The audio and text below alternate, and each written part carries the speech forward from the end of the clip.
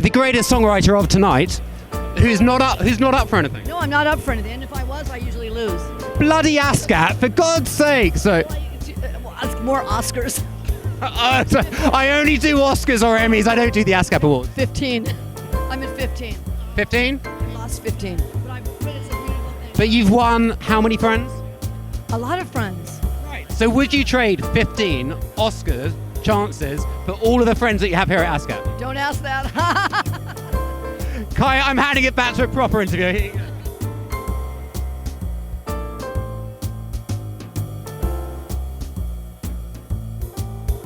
So I'm here with composer Amanda Jones. Amanda, how you doing? Good, how are you? Good to see you outside of Cartoon Network. I know, for real. No, it's great to be outside. So we're here at the ASCAP Awards. What does tonight mean to you as a composer and for the whole community to come together and celebrate everybody? No, it's really cool. You know, we're all in our respective little holes working away 24/7, so it's just nice to be outside and just see each other and tell each other how much we appreciate each other's work. It's just I wish we could do it more often, but we're all so spread out, so it's really great. And some people have flown in, so it's a pretty cool event just to applaud one another and really, just say we love each other's work. I'm a big fan, so yeah. It's our favorite time of the year to get out of the cave and see all the other people that do what we do and realize you're not alone in this world doing this crazy gig. We get to talk shop in a relaxed setting and celebrate the year we've all had.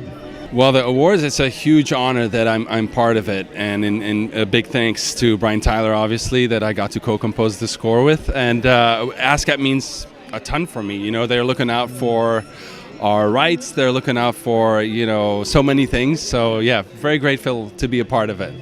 Oh, I love being part of this, community of composers, and I feel especially coming up with other composers my age and also being mentored by some of the composers in this industry, it really means a lot that we can come together.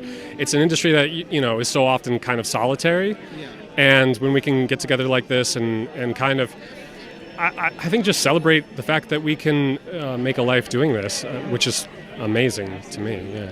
Yeah, tonight is really special. It's my first time at the ASCAP Awards, so just to see the community, and get to talk to people and celebrate this amazing night of music, and just to celebrate an amazing year of scores and creativity, and get to enjoy it with my fellow composers and musicians is really amazing. It means so much because these are my colleagues, these are my friends. So getting to join all of my friends and celebrate what we do together just means so much. It's really an honor, to be honest. It's a lot of hard work, and to have any kind of recognition and celebration of that is I really appreciate that. And it's really nice to be nominated at all, let alone amongst my colleagues. Lorne, how are you doing? I'm very good, how are you? You just flew in from London, yes? That's it. So you're still on two legs somehow. Somewhere. What does tonight mean to be here at the ASCAP Awards and to celebrate with your colleagues and everything? What does tonight mean for composers? Oh, I get to wander around wearing a medallion, perfect. Which I love. What it means, I always look at this as actually, it's a good way to kind of see all the ASCAP crowd and thank them. Yeah. They do so much for us behind the scenes, and they're fundamentally kind of making sure that we've got a pension plan.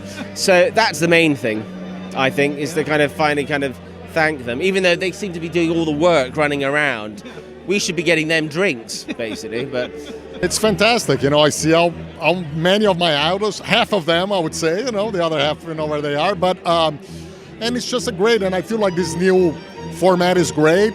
Kind of cuts to the chase. What everybody liked was the mingling and hanging out. So I'm looking forward to talking to a lot of colleagues and hopefully some composers I just admire and don't know personally. So, I'm really looking forward to it. It is just weird getting out the studio for a night, so it's just oh wow, there's other people. At least it's nighttime and not sunlight, so you can't, you won't burn up. Right. No, it's absolutely wonderful, but I haven't spoken to anyone for bloody ages, so it's suddenly haven't seen you. But it's nice sort of being out, it's like the composer's choice stuff's wicked, because it means that people actually, don't despise you as a composer. It's quite nice. It's kind of unreal. I'm seeing composers that their music I grew up with and influenced me so much, and they're standing right there. It's so mind-boggling. Look, the best thing obviously is to be around our community. It's not that often we all get to be together, and it's such a magical experience when it does happen, you know? I get to talk to you, first of all, who's always been such a big supporter of the work and accomplished in your own right. It's just nice seeing like a lot of composers that we don't get to see because we're hermetically sealed in our studios. And it's nice to give props where props are due. Good. We're very happy to be here. We're like taking it all in. We're at the Houdini Mansion right now. I didn't even know existed off Laurel Canyon. Didn't have any idea. I had always like sort of seen that driveway. Driving down Laurel Canyon. Yeah, but it's LA, you know what I mean? So you're sort of like, oh, that's just someone's house. You know what I mean? You turn the corner and you're up here in these hills. It's what the hell? incredible. And we're on these hills with like all of these people that we admire, and all of these, some are friends and some are just we're geeking out about, and you know, it's pretty cool. I obviously I'm a composer, so I don't like people or outside or events or anything where I'm near any other humans. So I find it quite tricky, really. So you're very out of your element right now. Yes, this is torture for you right now. It's not torture, but it's not. I'm not comfortable, but no, it's obviously important, right? Especially at the moment, it's very important that we get together. I mean, I keep saying to ASCAP, look, come on, we have almost a monopoly here. You know, can we do something? No, it turns out that we'd have to actually get legislation changed for that. 100%. Well, crucially, the fact that you said it's with friends is the thing for me. The fact that people, I know so many people here, and I never get tired of that. Yeah. I never get tired of the fact that I can walk into a room full of composers, and then the odds of knowing 2/3 or more of the people, or maybe not knowing them personally. There's always somewhere, like just now, I said hi to Dave Fleming. We never met before in person. Yeah, Dave, I love Dave. I mean, I admire his work, and we kind of have corresponded a little bit, but I was like, hey, it's nice to finally meet you in person. Yeah. So there's always some amount of that, but mostly it's not even that. Mostly these are actual friends, like actual people. Like I was hanging out with Anjay a second ago, Anjay Rosman, where, you know, it's like we had dinner with our ladies the other night, like real actual friends. Yes, yeah. Really relish that that's what the community feels like to me. I just think it's great. I think composers don't get out much. Yeah, I know, you know, so solitary. It's really, yeah, including me. But it's just great to see your friends and celebrate your friends, celebrate people. Every year it's one of the events that I look forward to the most because I actually really don't like going to events. Yeah. And this one actually is, because it's our community, it's people that I love. It's like a family reunion each year. And I remember when I first started out, I would be lucky if I was someone's plus one going to these events. And so over the years now I'm becoming a part of it, and now I have my Olympic medal. Well, it's a really fancy place here, the Houdini Estate, and I thought when we were driving up that maybe, in fact, this was not an ASCAP event and I was instead going to be hunted for sport in some kind of weird human game that rich people do. And someone just told me the night's not over yet, so I guess that's still on the We're still, yeah, we don't know what's going to happen next. No, we don't know what's going to happen. It always starts like this. Okay, right, of course, yeah. Yeah, you eat the hors d'oeuvres, they get you comfortable, they fatten you up, and then... other than that, I've never been to this before. This is super fucking cool. I'm seeing a lot of friends that I don't usually get to see. I have a 3-month-old baby, so I'm not like out in the world as a human much these days. You know, it was so good to get back in the studio with you, talk about Leo, and of course, congrats on Leo. Hey, thank you. That's why I'm here tonight. They were kind enough to recognize the work and invite me out here, so here we are. What's it been like seeing that film go out and getting the response that it has? You know what? Okay. Just about a week ago, I went and looked, and it was still in the top 10. I remember, yeah. Yes, and the movie came out in November. Yeah. So, you know, that whatever that is, that's 7, 8 months, 9 months of, like, people really got attached to the movie and loved it. So, I don't know. It's great. It's really great, and it's kind of, you know, not to get too, sentimental about it. It means a lot to me that I got to make a movie that the entire family can watch. And, you know, I do plenty of edgy stuff where I can't even show my own kid yet, you know. So it was nice to kind of do one that she could watch with us, and all sorts, obviously, all sorts of other families are doing the same. I'm still hearing about it. Even today, actually, somebody emailed. When you finish a piece of work and it goes out in the world and you start seeing that feedback, what's that like for you as a storyteller? Do you even look at that, or do you I love it. Yeah. I love when my songs connect. I love that. You know, because, like, I mean, I write stuff when I write a song that I'm going to love. Yeah, I better love it first. I really work. I work a week on one song sometimes, so I better love it. And then when it connects to somebody else, it's the coolest thing in the world, and it never will not be. It's a good question. I mean, you don't want to read anything because it will displace your sense of purpose. But it also sometimes encourages you a little bit. It's like, okay, well, if that worked, I'll keep going, But yeah, it's always nice if you think that what you're doing is enjoyed by people. That's the idea. That's all I'm here for, is to bring joy to the world. So talk to me about composing a score for a fighting game. How is it different from a first-person shooter or an open-world game or anything like that? I think the most interesting thing is that fighting games are all about the characters. I mean, there's people who are dedicated to one specific character, and they will keep playing that character regardless of the game. It can be the 12th sequel. They'll just keep playing that one character. So as the composer, you better nail those character themes. And even though our music system works with the stages rather than character themes, as the composer, I still have to have a unique signature sound and motif for every single character in the game. And in Mortal Kombat, the way I made it work was that I used non-orchestral elements, like lots of different world instruments and synthesizers and design sounds, to get a unique sound for every single character in the game, to make sure that no matter what, I can always, maybe two characters are interacting, I can blend themes together, or maybe a character and a faction, or things like that, to make sure that the score is as malleable as possible. And I've released a lot of stuff, and there's always a bit of anxiety with that, but this one was way more than normal because it was a lot of imposter syndrome. There's like Pasek and Paul are here, I saw somewhere around. There's people that are musical people. And so if I go into their world, I feel like a intruder. So it was scary. But people have been very kind, so it's been nice. It means a lot. One of the things that Terry and I haven't done is we never really had done television, scoring for television. And so this is our first time doing it. So kind of as rookies, it's very nice to be recognized this year for Unprisoned, the show that we're doing. And it's especially cool today in particular because we actually were doing the first episode of the second season because we got picked up, and we were doing that today. And when I was leaving, I said, hey, I'm going to this award show today. I'm getting an award, so I'll bring it to the next scoring session we do. I'll bring it and let everybody wear the, put the ribbon around their neck. But yeah, it's great because it's a collaborative process, obviously.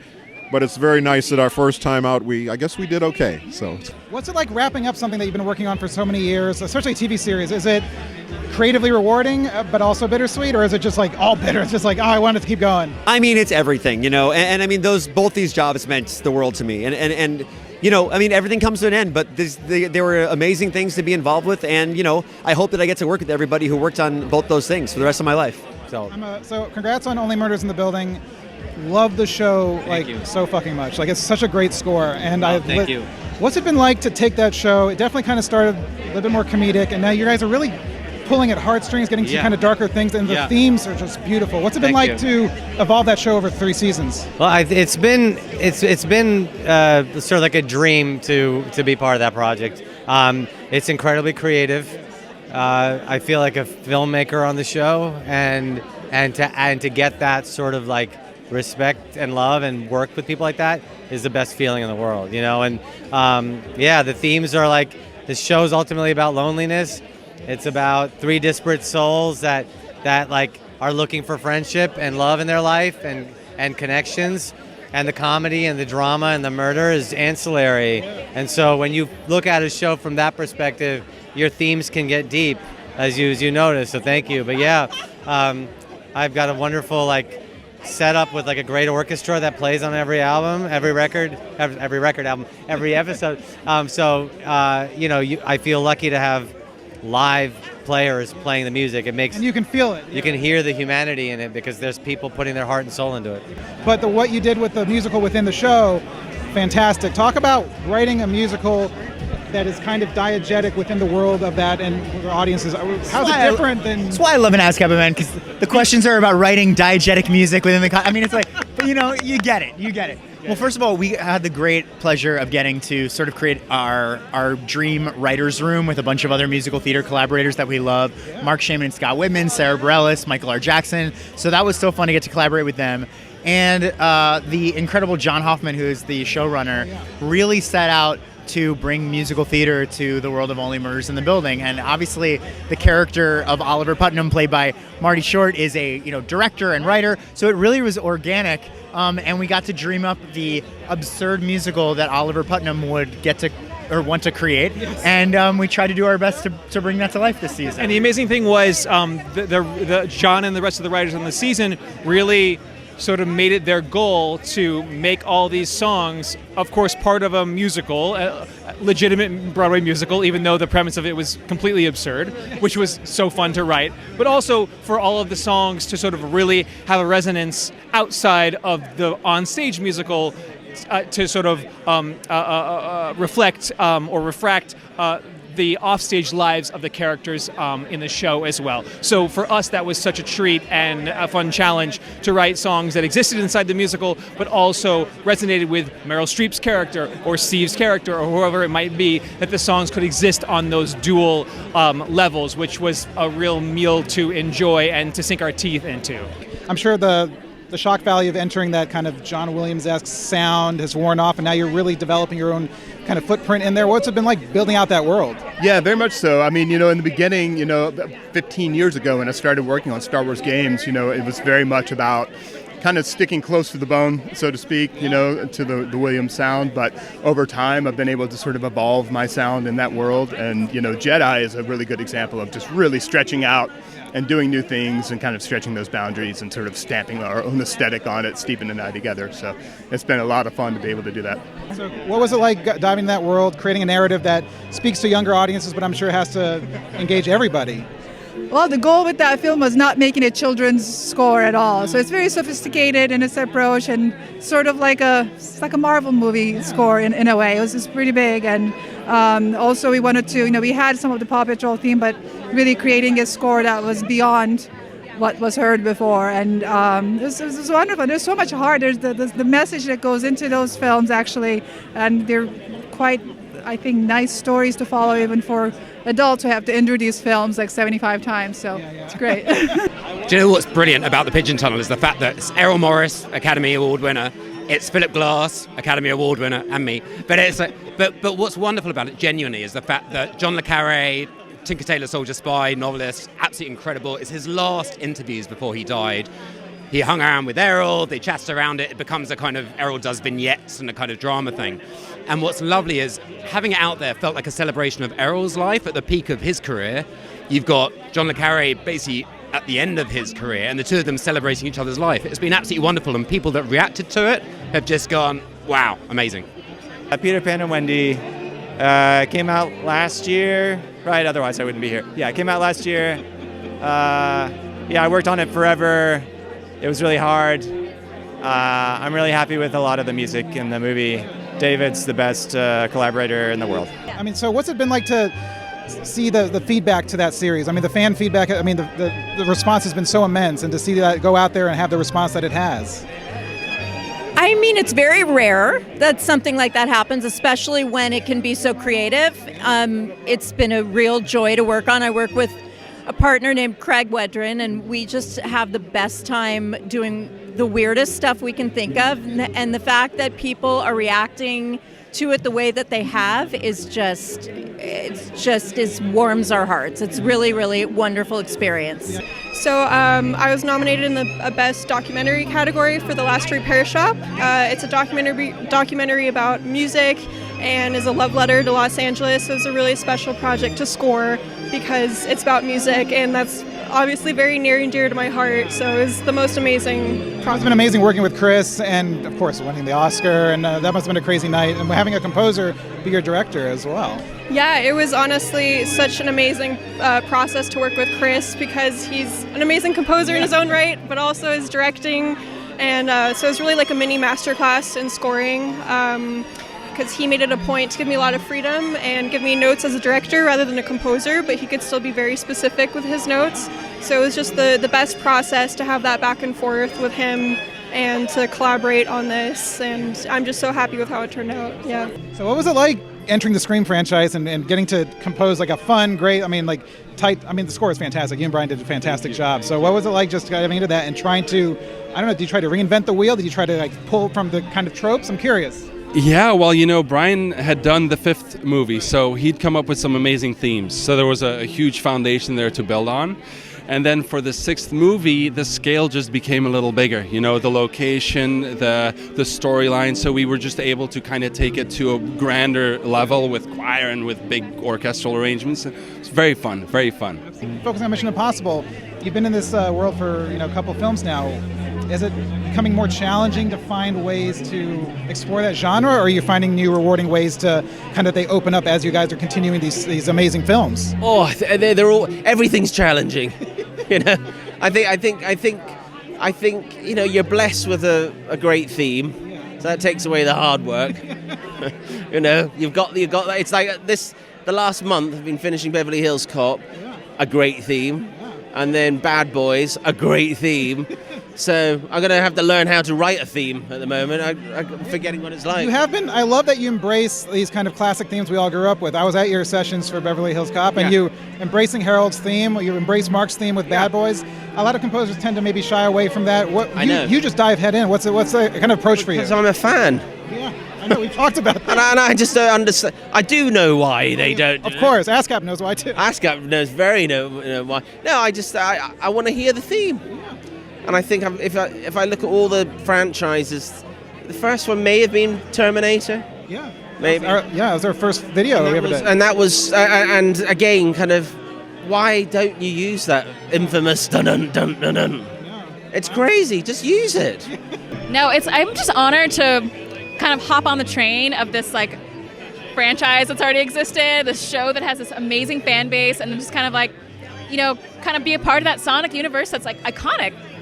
So I'm just grateful to be part of the ride, and I'm glad so far the fans are digging it, and really happy, and they're just loving it, and I'm happy to be part of it. And talk about bringing that to a conclusion. What was it like for you? It was sad.